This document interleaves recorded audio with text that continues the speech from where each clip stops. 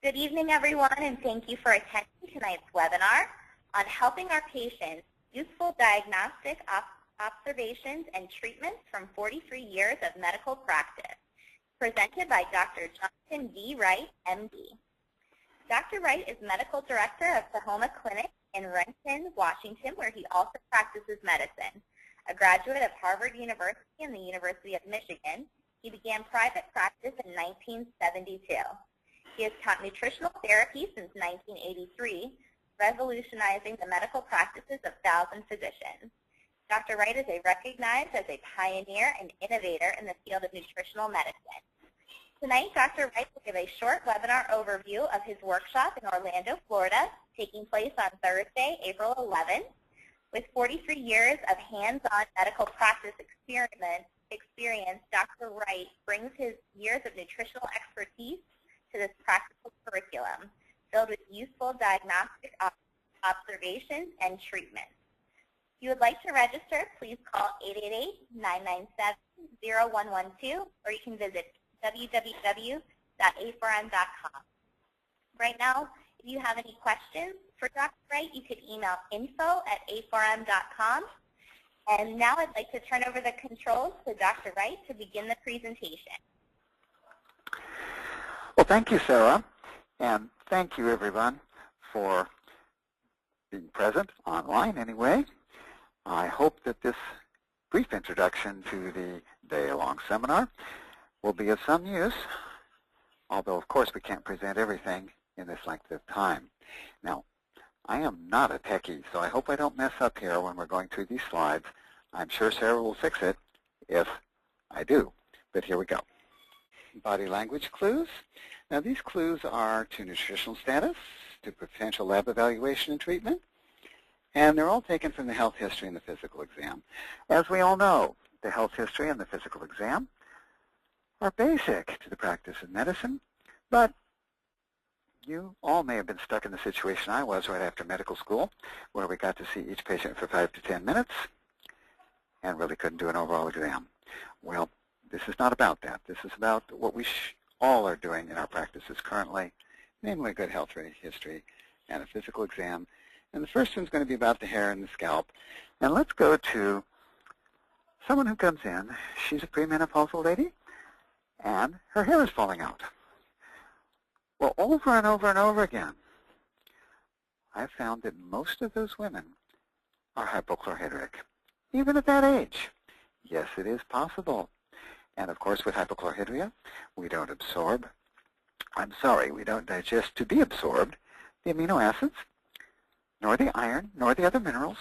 So I'll run a fasting plasma essential amino acid test, and it's either of the 8 essential amino acids, there are 3 or 4 low, or maybe all 8 low if it's really bad, but usually 3 or 4, and the others low normal.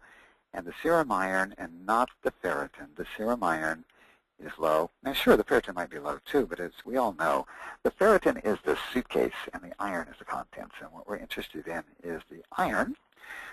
So the iron is low, the amino acids are low. No wonder her hair is falling out.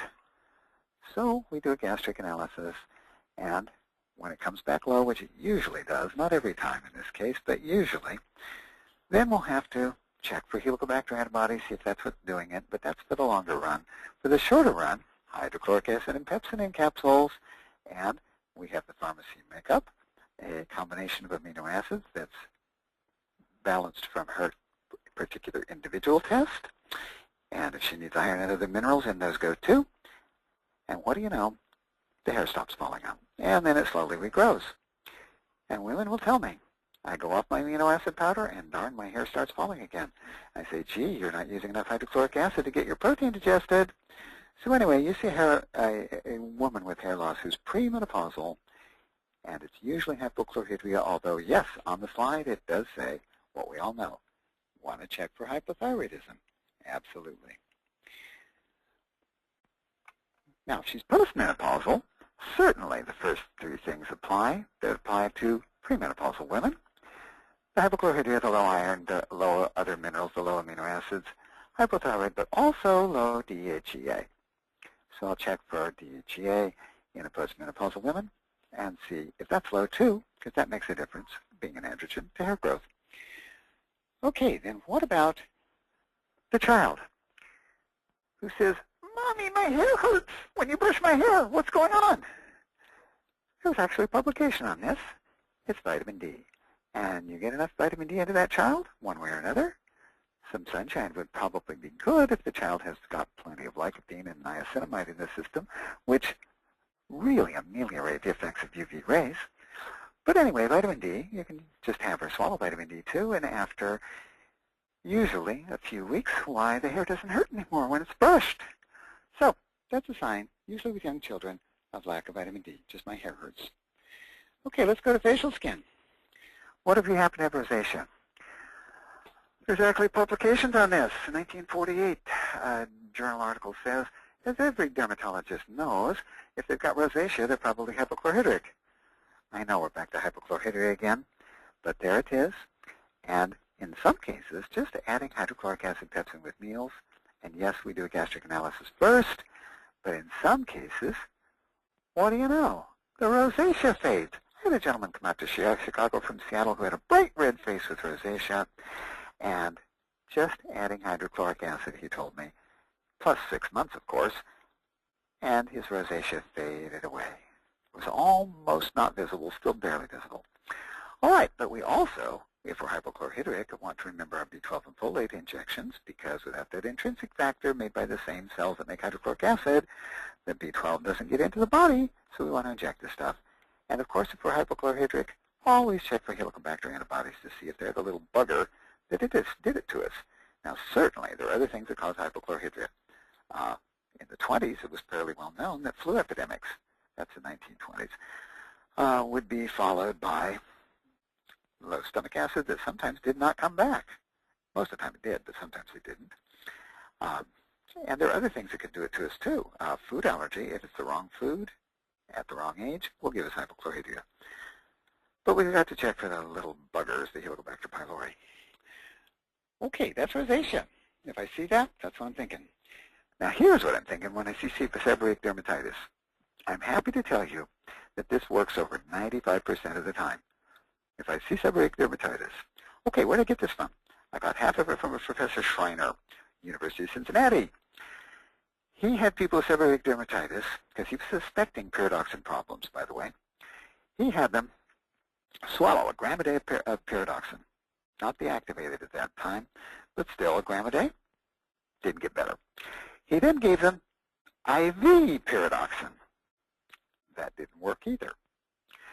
So then he put it in a compounded cream and had to rub it in. And the title of his article was Seborrheic Dermatitis, a Metabolic Defect Due to Local Pyridoxine Metabolism.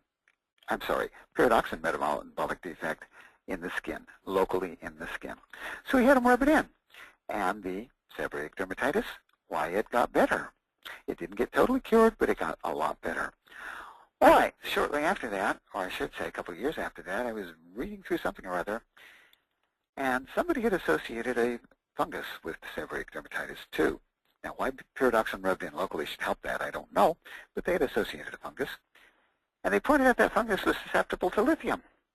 Okay, so I called my compounding pharmacist, and you'll see right on the screen the same thing you can call to your compounding pharmacist. B6, 50 milligrams per gram, lithium 5 milligrams per gram. Over 95% of the time, that seborrheic dermatitis is gone. Just gone. Yes, it takes a few weeks. But I've seen some terrific cases just clear up. And no, that is not a patented formulation. Just call your compounding pharmacist, and your patients will like it. If you see that, think that, and you'll fix that for them. Okay, let's see. I better get those ears out of the way. That's not telling us anything. Okay, most of us know this one. If we see hard earwax or excess earwax, that person needs fatty acids. No question. You get those ears cleaned out once, one way or another, and get enough fish oil with a little GLA. GLAs, of course, as we all know, in omega-6, and we've got to balance those omega-3s in a relatively high quantity.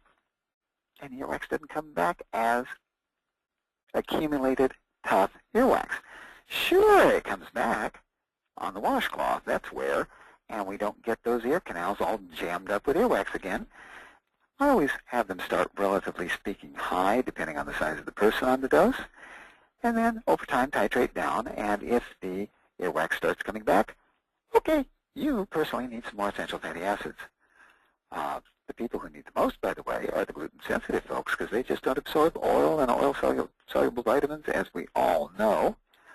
But anyway, that's what that sign means, is we're not getting enough essential fatty acids into that person. Okay, what if we have cracks behind the ears? We see somebody with cracks behind the ears. That person needs more zinc. And we have them start with zinc, as it says there, 30 milligrams twice a day, offset with copper, because as everybody knows, the zinc unopposed by copper over several months' time will raise the total cholesterol, lower the HDLs, and in fact sometimes set off benign palpitations in the heart. If we balance it with copper, it doesn't do that. And then we taper it down as it improves, and in fact you can sometimes just go off it and eat foods that are relatively high in zinc and so forth. But if the crack comes back, you need the zinc again. Now, we all have heard about this one. This sign has crossed into the medical mainstream, that diagonal earlobe crease. It suggests increased carotid animal thickness. And the positive predictive value, according to mainstream journals, is 60 to 80%. So people who have that doesn't mean they're going to have trouble automatically, but they definitely need to watch their diets, get their exercise, take their supplements to prevent the problem. And, of course, a little bit of screening, particularly with ultrasound, probably can't hurt. Okay, moving from there, and by the way, this is an abbreviated version of the whole thing. There's very many more signs on the upper part of the body, and the whole thing goes to 2 or 3 parts all the way down to the toes. We just can't put that all in today, but it's a nutrition and lab-related physical exam in general, and we're starting at the top. Let's go to the eyes. Dry eyes. Well, you get many more women than men, particularly older ages, who have dry eyes. And I think the word has gotten out that if you hear about that, you want to check that lady's androgens. Over and over, they come back lower than normal. This isn't original with me. There's 7 or 8 research papers in the literature on it. You take a little bit of testosterone cream, rub it into the eyelids, and doggone, the eyes aren't dry anymore. And of course, you're going to see that a lot more often on women than men, because men maintain higher testosterone levels than women do for a lot longer. So for dry eyes, particularly for ladies, look for those androgens. Now for glaucoma, some of you may have heard of this book, Dr. Josephson. Glaucoma and its medical treatment with Cortin, which is nothing more than adrenal cortical extract. That's all. 1937. And the stuff was put out by Park Davis. Some of you may remember that name. They were folded into another company, which is folded into another company, etc.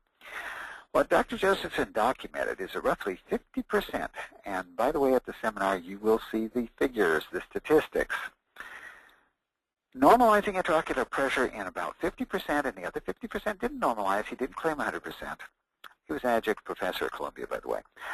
Anyway, using nothing more than IV adrenal cortical extract.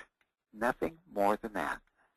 Well, fortunately, I was able to treat some people and have their intraocular pressures measured by their local ophthalmologist, by the way. Not me. I wouldn't do that. I'm not an eye doctor.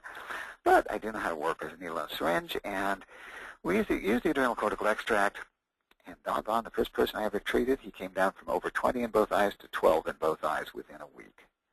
Yeah, and no, it doesn't work every time. It works about half the time. But, as you all know, adrenal cortical extract was outlawed by FDA. Why? Did it hurt anybody? Nope, nope. They claimed it was ineffective. So now what do? Well, of course, I run tests to see if that person has weak adrenals. And then they work on building their own adrenal health. Low-dose cortisol, does it work? Not as well as the adrenal cortical extract did. And there's some other data that'll come up at the seminar that it's probably not the cortisol itself that's doing the job. But anyway, we work on strengthening the adrenals, and the intraocular pressure in half, not in all, does get better. Okay, let's move to the nose. Dilated veins, lateral nose. Well, that first one is obvious. We've all seen that in people who drink more alcohol than maybe they should. Okay. Then hypochlorhydria, though, even in non-alcoholics, and they'll get those veins.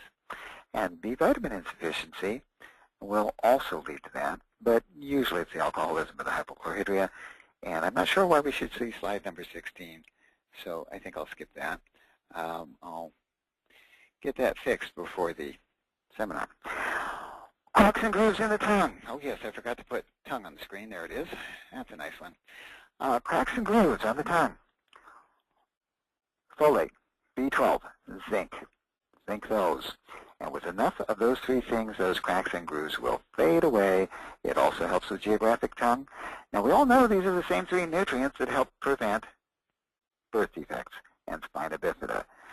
These nutrients are essential to DNA replication, and apparently tongues don't want to replicate enough cells, especially with all the food going over them, to not crack unless we have enough folate, B12, and zinc. So you see those cracks and grooves, and no, I am not a Chinese tongue diagnostician. I wish I were, but I can relate that to these nutrients because they help take it away. And that one is nearly every time. All right, what if you've got yourself a scalloped tongue? Have you seen that, where the marks of the teeth are all around the tongue? Stick out your tongue at me, please. You want me to do what, doctor? Yeah, just stick it up. Please, go, ah. And if you've got a nice, smooth, rounded tongue, then probably you don't have hypothyroidism or food allergies. But if you've got hypothyroidism, then the tongue is going to be somewhat swollen. I don't know why, but it is a little swollen, a little more fluid than it needs, and the teeth press into it. So it looks like somebody went around it with a scalloping knife. And the same thing will happen with food allergies, because food allergies in some people will cause their tongues to swell. So that scalloped tongue is a good sign of either of those things, and then we get to sort it out. Okay, what about going over to the wrist? We're starting at the top and moving around, as you can see. Well, what about carpal tunnel syndrome? In that book called Vitamin B6, The Doctor's Report, John Ellis told us that in the large majority of cases, vitamin B6, and he didn't say pyridoxal phosphate, but I sure do because it works better, would go away with enough B6. Well, that worked. In the first few years after I read John Ellis, it worked in the majority of people. It's now down to working in about 50%. I'm not sure what's missing here, but it still works with a lot. And then here's a publication, fairly recent, about injecting progesterone. And look at that, progesterone, a new therapy in mild carpal tunnel syndrome. That's not cortisone, that's progesterone. Now, I put down the transdermal question marks because, look at, I'm always going to try transdermal progesterone before I try injecting it. So anyway, that's a new therapy. Dr. Ellis's is the old one. And those are the things I think of when I'm seeing the carpal tunnel. Now, rheumatoid ankylosing, what's that? Well, rheumatoid arthritis is so darn bad that the joint's ankylosed. The wrist is over to the side, and it cannot be moved. Well, I learned from Dr. Kaufman, who wrote the book that you see on the screen there, that with niacinamide used for a long enough time, that joint would unankylose, if that happens to be a verb. Now, he usually used it for osteoarthritis. And by the way, there's going to be a bit of a discussion of Dr. Kaufman's book. That's the fourth part of the seminar, is old but good treatments, ones that have unfortunately been somewhat forgotten. And he usually used it for osteoarthritis, but he said it would work for this rheumatoid ankylosing. Okay, I'm not a rheumatologist. I have not worked with hundreds of people with ankylosed joints, but for example, a woman came over to our clinic from Japan. One of the things she had was an ankylosed right wrist, and her left wrist was almost that way. She had rheumatoid arthritis. So we did the usual things for rheumatoid arthritis, but I also had her use Dr. Kaufman's niacinamide.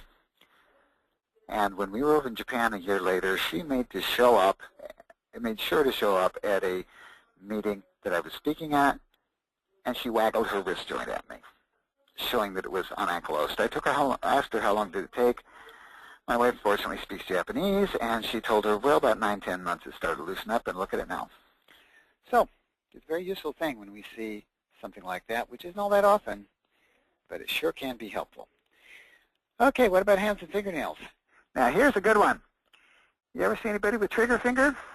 Dr. Ellis told us it would go away 100% of the time with vitamin B6. And you know what? It does. I read that book a couple, 3 years after it was published, and since then, yes, people come in for physical exams, and we go over everything, and even if they don't mention it on their intake form, they'll say, oh, by the way, doctor, I got this trigger finger right in the middle of the examination of the hand, and I'll tell them, you want to get rid of it? And they'll look at me and say, what? And I say, sure, get yourself some pyridoxal phosphate, and yes, I do write this down for them later, and take 50 milligrams twice a day, and you won't have trigger finger anymore in about 3 or 4 months. It goes away. Dr. Ellis taught us a bunch about pyridoxine, and you really can use that one every time. It will work. I'm happy to tell you when things work every time, because a lot of times they don't, but that does. Okay.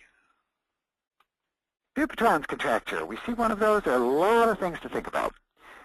Professor at UCSF told us that there was a higher degree of diabetes ultimately. Well, now we know about insulin resistance, so I check them for insulin resistance, and there is a higher, quote, yield, unquote, of abnormal tests. That's something to check for. Oh, it says that at the top and the bottom. I'll have to fix that slide, too. Okay, there are some antifibrotic things we can do.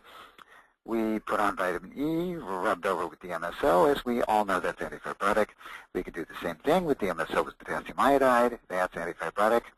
But oddly enough, in case you didn't know, one of the very underutilized nutrients is para-aminobenzoic acid, which in relatively high quantities is antifibrotic.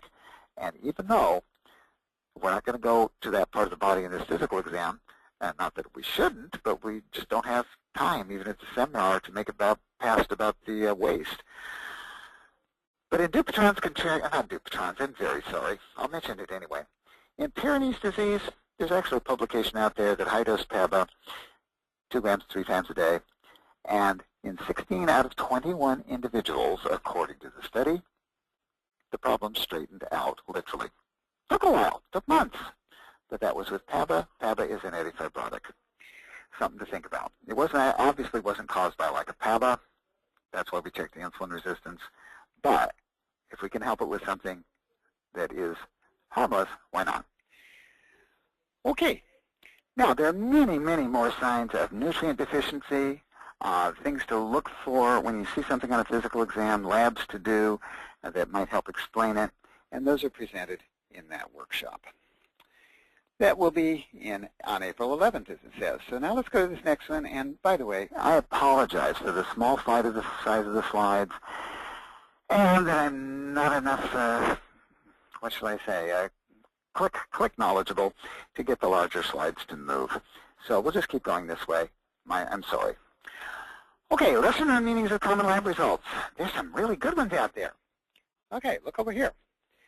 The elevated RDW, which you see with your CBC sometimes, actually has 2 research publications on it that show that there's quite a high percentage of gluten sensitivity in people with an elevated RDW. Now, that word hasn't gotten around yet, like it should. So I check everybody with an elevated RDW with the secretory IgA antibody down on the stool test, and it does come up abnormal better than half the time. Oh, and by the way, when they get off the gluten, and for a few months, the RDW goes down to normal. Now, are we treating the RDW? Of course not. It's just a marker for the problem. But that's good. But the marker does go away. Kind of interesting. All right. This you probably heard of, namely that ITP in Japanese studies has been shown to be associated with Helicobacter pylori as an autoimmune thing, and one of the patients I was working with who had moved to Australia and had ITP was treated over in Australia for Helicobacter, and you know what? His platelet count went back up after he got rid of his Helicobacter. Now, it did take months again, because it appears to be an autoimmune thing. But if you see low enough platelets, please check them for Helicobacter. I'm not going to tell you that that's the only thing that does it, because that's not known. The Japanese studies were something like 60 to 70% of the individuals with low platelet counts had Helicobacter. So what caused the rest? I don't know. And neither did the Japanese studies. Okay, now what did I do? I'm sorry, something flipped backwards here. Okay, now here's a reminder. I'm throwing this reminder in, namely that celiac disease and gluten sensitivity are 2 different things. They overlap, but they are not the same. And why bring that up? Because in celiac disease, there is very little barrier to absorption. In gluten sensitivity, as I'm sure you all know, the very large majority don't absorb things worth a damn. I'm sorry for the language. The minerals are all low. The amino acids are low. They just don't absorb. Okay, what's that got to do with anything? We'll get to there. All right, if you see someone who has a high BUN and a normal creatinine, that person does not have kidney disease. I've been observing that since we got our so-called Heidelberg capsule machine. That's the gastric radiotelemetry for checking stomach acid in 1976. And since we got that thing in 1976, 90% of the folks with a high BUN and normal creatinine have low stomach acid. Got nothing to do with kidneys. I have no idea why the BUN goes up and the creatinine stays normal, but I can tell you after all the years since 1976 that that's what it is. And again, I don't know why, but it is an observation you can work with when you're working with your patients. It comes back that way often. Okay, here's another one. Low normal uric acid. That almost always indicates low molybdenum, because molybdenum is the cofactor for xanthine oxidase, which produces uric acid. So if I see somebody with low or low normal uric acid, I'll have them supplement molybdenum for a while, and the low values rise into the normal. They never go too high, but they rise into the normal, except in people with multiple sclerosis. And the reason it doesn't work on multiple sclerosis folks who do have low uric acid quite commonly, I really don't know. I just don't know. But in all those that don't have multiple sclerosis, it rises. And by the way, yes, I've tried it IV in the people with multiple sclerosis. Doesn't work there either. So that's an exception. But of course, you've got to monitor and supplement copper if you're using molybdenum long-term, because long-term molybdenum can cause a copper deficiency. Now, you don't see that very often. Most people's houses are plumbed with copper water pipes, so they're not going to get a copper deficiency. But we should know that can happen, not that it will. Okay, let's go to what we call at Tahoma when we have a new doctor coming in, a malabsorption pattern on the hair test. What's that mean? 60% or more of the total nutrient and non-toxic minerals are below median. The usual causes are, number one, gluten sensitivity, not celiac disease, and or gastric hypochlorhydria. And here's a picture of a malabsorption pattern on hair test. I really do like hair tests. I'm going to be showing you, if you're at the seminar in Orlando, and I surely hope some of you will come, I'm going to be showing you a lot of other things you can learn from a hair test. No, they're not perfect, but there are enough signs on there. For example, there's a sign on a hair test that will tell you when a woman is on her way to osteoporosis, and that doggone thing is 100%, and I'll explain why. But this one is malabsorption pattern. You see all that graphic? That tells you right there. All the stuff skewed to the left and only a little bit skewed to the right. That person is almost always malabsorptive due to gluten and or low stomach acid. Okay, there's the hair test. And the other thing that will tell you malabsorption is low amino acids. Now here's our 8 essential amino acids plus histidine and taurine. And notice that we have 5 of the 8 essential amino acids low plus taurine. To get that way, you have to be strictly vegan or almost a strict vegetarian, or you're not absorbing. Okay, so that was his fasting test in, what do we got there, 2006? And look at it now. What did he do? In the interim, he gave up gluten. That's what. Same guy, same diet, no amino acid supplements. He didn't want to take them, too much powder to take, so he gave up gluten. And his test came up to normal. Now, of course, that's going to play heck with his building proteins and making neurotransmitters and all that kind of stuff. But he certainly felt better when he got off the gluten, started feeling stronger. Our most reliable test substrate for minerals are these, and I wish we could get them. There was one of the labs out there was doing a test panel of all of them. They don't anymore. But according to Dr. Mildred Seelig, who's no longer with us, who is the magnesium expert, the white cell magnesium was the best. According to Dr. Ananda Prasad, who is the zinc expert, the white cell zinc is the best. And I've forgotten who said that white cell manganese is the best, but white cell for those is the best place to test those minerals. Red cells, they're excellent for potassium and copper. The serum potassium has to drop according to radioisotopic studies. No kidding, somebody did those. The serum potassium has to drop by 25% before the intracellular potassium red cell and other will go down. So the serum potassium is pretty good for acute measurement, but if we want long-term measurement, we need a red cell potassium as well as copper. And then, of course, serum for iron and serum for sodium. If we could get it as a panel, I'd love it. Can't right now, so I order individual ones if I really need them. Okay, then we're going to be going over many other uncommon lab tests that provide valuable information for those out there on the front lines. All right, a relatively new topic. I know you've seen it. That has to do with blood viscosity. Basically, blood viscosity is a big cause. In fact, it is a major cause, hyperviscosity, I should say, of heart attack and stroke. There's studies out there. There's a recent Finnish study that showed that there was, I'm not kidding you, 70% or so less heart attack and stroke among men who donated blood compared to men who didn't. That was the only, you could call it, intervention. And there's a 1999 study out there which showed 80% less cardiovascular mortality. That was an 8-year study. Less deaths from heart attack and stroke among the men who donate blood periodically. 80% less. I'm looking at a book called The Origin of Atherosclerosis, What Really Initiates the Inflammatory Process by Kenneth Kenzie. This is physics. That's the thing. It's not chemistry. I'm not saying chemistry isn't important to heart attack and stroke, but physics appears to be even more important. Thick blood causes friction against certain key areas of blood vessels. Now, we all know that we see plaque at branch points, don't we? Carotid branch points, coronary artery branch points, femoral branch point.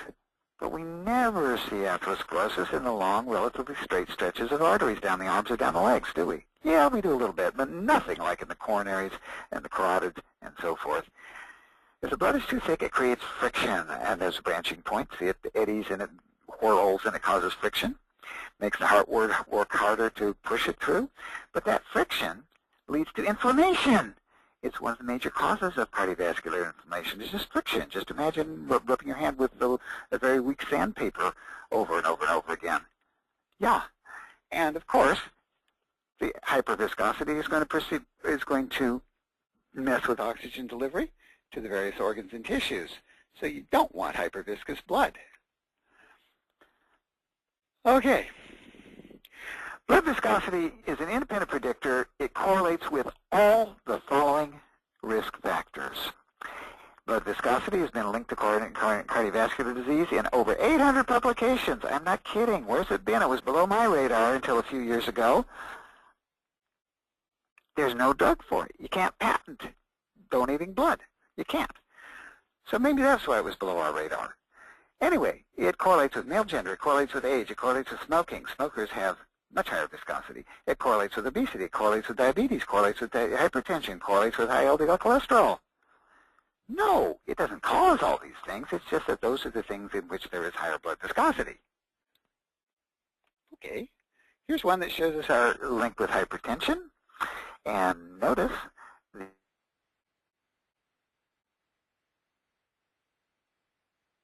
pressure, the higher the viscosity. Yes, it is a little bit of a kinky curve, but still it's going right on up. And there's your reference at the bottom, which I can barely read too. My apologies. It'll be on a better screen at the seminar. Smoking causes a 20% rise in blood viscosity. And there's, again, the citation. More citations for this stuff because this is not something that we all got to study in medical school. Again, it's physics.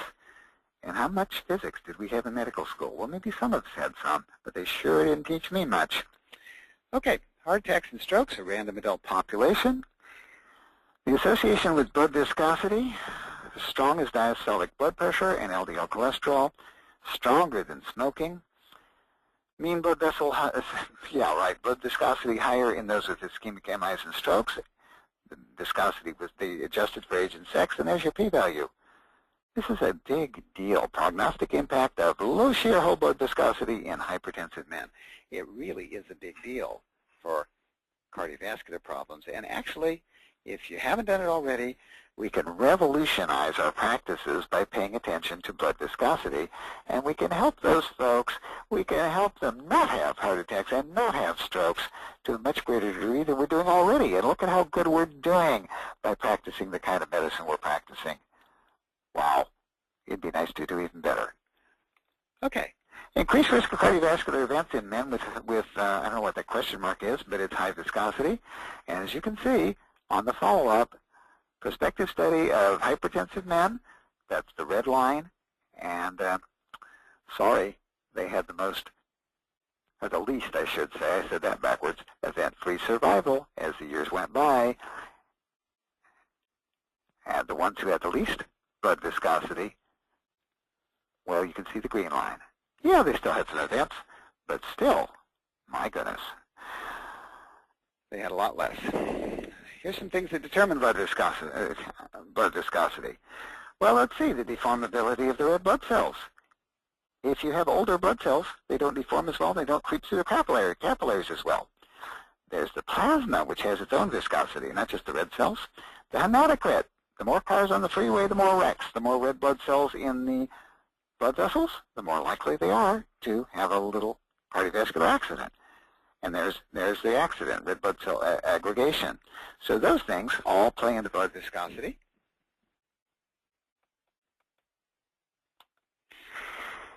And so our targets are to decrease the viscosity, reduce the hematocrit, improve red blood cell deformability, and decrease that red cell aggregation, lower the viscosity. We all know that the hemoglobin and hematocrit routinely are lower for women than for men during those menstrual years, don't we? And among women who don't smoke and don't take birth control pills, very rare to have a heart attack or a stroke. Men of the same age in their early 40s start having heart attacks and stroke. What's the difference? Her blood count is lower. That uterus, folks, it's not just for having babies. It's for preventing Moni from having a heart attack or a stroke until her kids are grown up. Think about it. Every month, she doesn't have to go to the blood bank. Every month, her blood count is cut down a little bit. And she has less viscosity and doesn't have as many heart attacks or strokes by far. Once the periods stop, that hemoglobin hematocrit goes up to the same level that men have within 10 to 20 years. And here comes heart attacks and strokes for women. That's not the whole explanation, but it's a big one that I didn't get taught in medical school.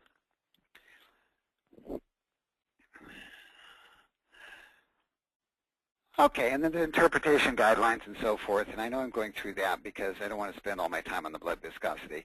People should be tested. There's our list: smokers, diabetics, those with inflammatory disorders, etc. You can read that as well as I can. Men on testosterone therapy, yep, they get over enthusiastic about the testosterone, and up goes the hemoglobin hematocrit, and the viscosity reading, kidney disease. Okay. Thank you for putting up with that part where those are the first two parts of the seminar, the checking over the physical exam and looking for nutrients and relevant lab determinations and stuff. And the second part has to do with laboratory testing itself and things that we're not always doing. Third part is underutilized mineral therapeutics. Okay, what's some underutilized ones? As probably many of you know, one of my favorite ones is lithium. It has dozens of uses that have nothing to do with bipolar disease, nothing at all. So we're going to do a little bit of a listing. There'll be a lot longer listing at the seminar. You'll have to suffer through that. Lithium causes the formation of new brain cells. Oh, wow. That's why I've been using lithium since 1999. I can use all the brain cells I can get, no question.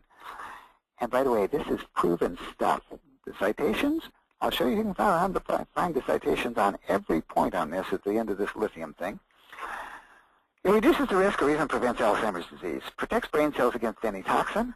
Somebody actually published that we get less hangovers if we take lithium. I'm not kidding you. Or I should say less severe hangovers. It was politely entitled less ethanol-induced neurotoxicity, but still it was hangovers. Okay. It increases the major brain protective protein, reduces brain cell death, but this isn't brain cell death due to a chemical or something. It's due to ischemic stroke. Poor little doggies all had their carotid arteries tied off, but half of them had lithium before then, half of them didn't, and there was significantly less cell death in the doggies that had their carotids tied off and had lithium, significantly less. So those are just some of the uses of lithium. I don't think we're going to cover them all here. We will at the seminar. Here's more. Well, you can get rid of seborrheic dermatitis with it. You saw this slide with the cream that you can have your compounding pharmacist make up. It does reduce aggressive behavior in children. There are children who are so hyper-aggressive that they're hospitalized. Just ask any psychiatrist. That happens. I didn't know. They give them lithium. It reduces aggressive behavior, and you do not have to use a dose that's going to get them into toxicity. And at the seminar, I'll be talking about how to prevent lithium toxicity in case we're worried. It's not that hard to do, all with nutrients. It reduces symptoms of fibromyalgia. It increases longevity. Now, that was a Japanese study of over 1 million people, and there was a very statistically significant p-value of the waterborne lithium, and that waterborne is in parts per million. And yet, the more lithium in the water, the greater the longevity. Okay, that's observation. I mean, that's epidemiologic. So what? Well, guess what? It also works on goats and pigs and other experimental animals.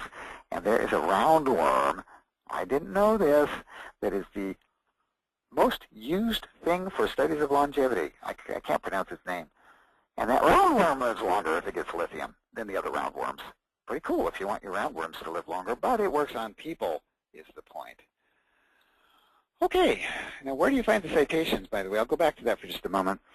At the seminar, there's going to be a slide that gives you the username and the password for where you can get in, and if you feel like it, you can download every single lithium citation that has to do with all the bullet points.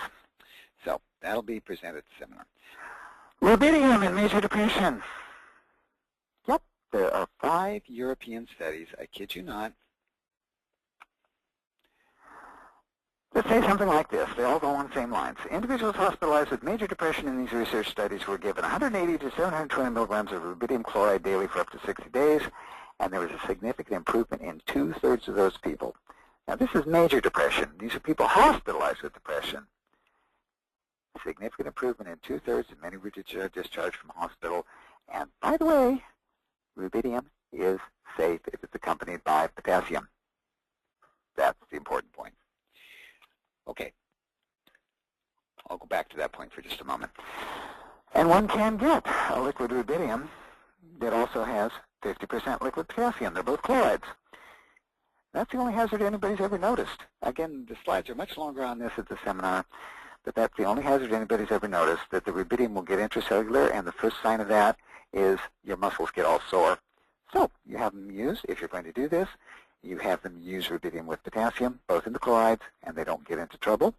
Not only that, you don't have to use big doses because it's known what pathway this is working on, and if we use the other nutrients that stimulate that pathway, we don't have to use as much rubidium.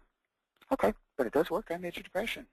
And by the way, I believe the slides at seminar have got some of the citations on them because this one is not very well heard of. Okay, then we get into cobalt. That's not used all that often either. Turns out that cobalt is extremely useful for adjusting the cytochrome P450 system. Hello? I hope you all can still hear me. I heard a beep in here. Okay, that research goes back to, and the citation will be on a slide, it's research from 1978 or something, where it was found that this is the enzyme that's upregulated and that's the enzyme that's downregulated, and when that happens, the cytochromes get adjusted, and that is really relevant to steroid metabolism, all the steroids there are, and these are the endogenously produced steroids. The other thing that isn't well known is that cobalt increases glutathione. No kidding. How does it do it? Well, it inhibits the enzyme that breaks down glutathione. That's how. And that's in the medical journals too, and I made sure to put that citation on the slide. Why haven't we heard about that one? That we can actually raise glutathione with cobalt. Yep. Okay, there are dozens of uses for iodine and iodide. This is what I mean by underutilized nutrient therapies. There's dozens of them. There's just going to be as many bullet points for iodide as there are for lithium at the seminar, and I hope that that'll be helpful to you for your patients to know what we can do with iodine and iodide. And yes, what about safety? Well, Iodine is one of the safer minerals, as you know, but we can always monitor the thyroid. Okay, those are a brief look at the third part of the seminar, which is underutilized mineral therapeutics. The fourth part, forgotten but effective therapies. That's the slide here. And again, my apologies that this isn't full screen, but it wouldn't work. All right. Here I'm just listing the books we'll be going through. Not completely page by page, but high points. What might we find useful in practice? Basics of Food Allergy by Dr. Brenneman from clear back in the early 80s. Dr. Brenneman was chair of the Food Allergy Committee at our College of Allergy, too, and nobody pays attention to the man. Just one chapter for 6 pages in his book, if implemented, I'm not kidding you, would save hundreds of millions of dollars throughout the economy. Just one chapter. And that chapter just describes allergic reactions in the gallbladder. I have found, this is just one thing, no need to refer anybody for gallbladder surgery. Since I read Dr. Brenneman's book, we just go through their allergies, find out what they're allergic to, and as Dr. Brenneman says, which I'll describe more at the seminar, 100% of the gallbladder attacks cease until they go back on their allergic foods, which they did for science for Dr. Brenneman, and guess what? Their gallbladder attacks came back. What treatment do we use in the hospital if somebody's in there with a gallbladder attack? Well, let's see. We put them on NPO, and we hang IV fluids and wait till the attack goes away. Oh, we just treated them for food allergy, didn't we? Yes, NPO. That's how to treat somebody for the food allergies. Don't eat. But we don't even know when we're taught in school to put them NPO with an IV. We're not even taught that's allergy treatment because nobody wants to read Brenneman. The poor man, he's kind of yelling in the wilderness about what allergies will do to us because it's taking things away. And that's not profitable anywhere, is it? Okay, it is possible to totally prevent and eliminate toxemia in pregnancy. Many of you have heard of Tom Brewer. He did it in 3 separate locations, got the preeclamptic and eclamptic rate down to 0 from over 50 to 60%. Why was it so high? He was working in charity hospitals, that's why. And he got it down to 0. We'll go over that. I already mentioned normalizing glaucoma with Corton in half the cases, not all of them, Dr. Josephson. There's some work on multiple sclerosis with intravenous histamine by Professor Bayard Horton, Professor of Neurology from the Mayo Medical School. Yeah, but you don't have to use an IV. Dr. Horton did, and he found that in Meniere's he could get nearly all the cases cleared up with nothing but histamine. Okay, go Dr. Horton. All right, there's more from each of these books. These are just some of the things that are in there. Curing lupus. Now, Christopher Redding, who is an International Orthomolecular Medical Society Hall of Fame member, Christopher Redding, taught me how to get rid of lupus. It works, and we'll go over that at the seminar. Here's another really good book, Intravenous Hydrochloric Acid Therapy. Well, we've all heard of using that, haven't we? I want to go over a few more details at the seminar. There's another one, Control of Osteoarthritis and Associated Problems by Dr. Kaufman. Again, in each of these books, I'll be covering what we might find to be the most clinically useful. I'm not going to be boring you with all the details and asking you to necessarily read the book. I will be able to tell you, though, where you can get that Intravenous Hydrochloric Acid Therapy book on a CD for free. No kidding. There's a company out there that wants to send it to you. Guess why? Because they want to sell you intravenous hydrochloric acid. That's why. But you can get the whole book if you want to read it. The rest of them, you'll have a hard time finding some of them. And there's others, too. There's one by Henry Harrower, MD, called Practical Endocrinology. That's where I learned how to get rid of hives every time. No kidding. I'm not making an inordinate claim here. It's worked every time since I read Dr. Harrower's book called Practical Endocrinology. And by the way, it had nothing to do with endocrinology. It had to do with the use of cell extracts. But that's what he called it. So we'll be doing that book and 2 or 3 more books, the high points that might be useful in practice. And that'll be part 4, Forgotten but Effective Therapies in Healthcare. So thank you very much for staring at a small slide on a screen. My apologies. It should have been a full screen. And thank you so much for hanging in there with me yammering on about all this stuff. This is a seminar that I don't think you've seen anything similar before, and that's what I was asked to do by the nice people at A4M, is to bring in all this stuff that is useful from the history and the physical exam and from old books and so forth that we can find effective in our practices. And it is almost entirely harmless. So it's going to do that. It's going to tell us about laboratory tests. It's going to tell us about minerals. And then these forgotten therapies. Now, I'm sorry, I'm not going to be able to get through the whole physical exam. That would take all day. But there are going to be more of these seminars, and we'll start the waste and go on down from there with more stuff. And there are other things, too, to talk about that I hope will help you in your practices. So thank you again very much. There certainly will be time for questions at the seminar. There are 90-minute presentations, 4 of them. I'll try to end at 80 minutes to take questions. And if I can't, well, we'll just go 10 minutes into the break, which is long enough. But either way, we'll take questions there. Some of you may know that I've suddenly become very busy out here. And I'll leave it at that. Didn't intend to be. So there's not going to be time for questions to me directly today. I'm very sorry. My apologies. But again, thank you for listening. And I hope to see some of you at the seminar in Orlando. Thank you very much. And Sarah, would you take it away? Yes. Thank you so much, Dr. Wright. Wonderful presentation. Thank you. This webinar will be recorded and sent to anyone that registered tonight. So you will be getting a link from A4M either tomorrow or first thing Monday morning. Thank you again. Good night, everyone. Good night. Thank you all. Thank you, Sarah.